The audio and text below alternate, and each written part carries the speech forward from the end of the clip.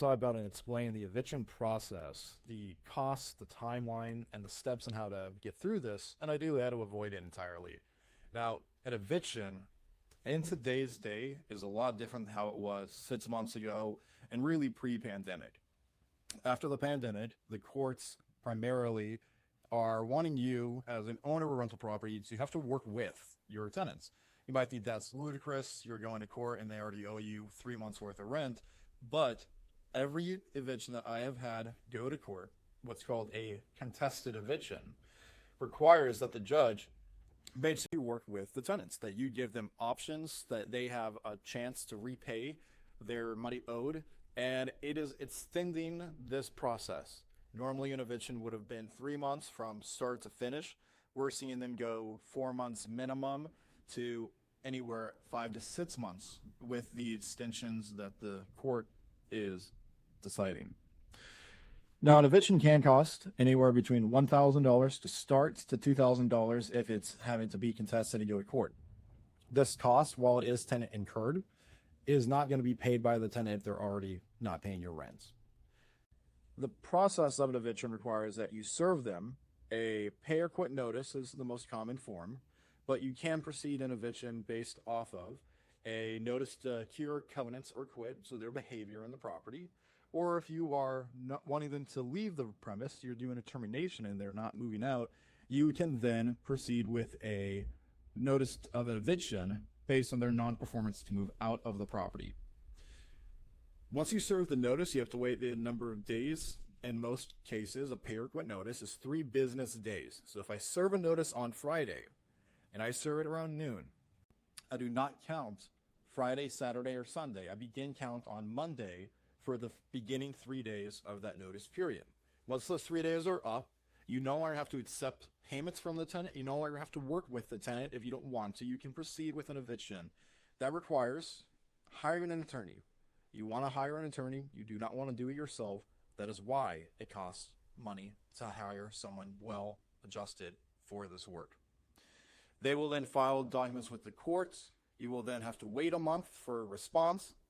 Then a court date. You have to then serve the notice, the court date, and try to serve them the papers to appear in court.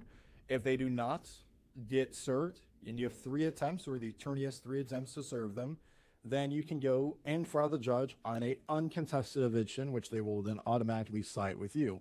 Now, if the tenant decides to show up in court, it's contested. They will state their side. You will state your side. You have to go into mediation first to try to resolve it before you get to the judge. Now, of course, you're not going to be able to because they would have resolved it before court if they wanted to work with you. Then the judge will make a decision. Again, they are making decisions where they are forcing you to work together. You will have to give them 1 or 2 months to make payments back on their debt owed. And as soon as the tenant does not, you can then file an immediate lockout request with the county sheriffs.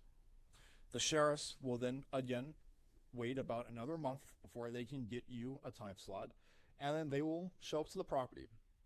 There will be 5 sheriffs there, and if the tenant is still home, they will escort the tenant out of the property, and they will work with you in order to get the possessions that might be left in the home. Of course, if the tenant is not home, you're able to gain back possession of the residence. Now, throughout this entire process, you want to make sure that you're checking the property, make sure that if they have left the premise, that you're able to then post a notice of abandonment and able to retain the premise back without having to go through any more delays. Now, this is a costly, time-consuming process. And if the courts are making you work with the tenants and are extending it even longer, we are suggesting to any of our clients to find a solution, an alternative solution, which would be cash for keys. You offer compensation for the tenant in order for them to move out.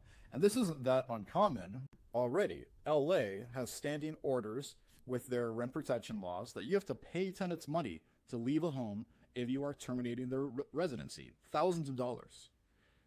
Offer the same to your tenant. Do you want to pay $2,000 in attorney fees and miss 6 months worth of rent? Or do you want to offer one-time payment to your residents for them to leave the premise? It's going to sting. It's not going to be enjoyable writing that check, but it will be faster and easier for you to get a new paying tenant in the property for you to get back on your feet and cash flow to generate for the residents.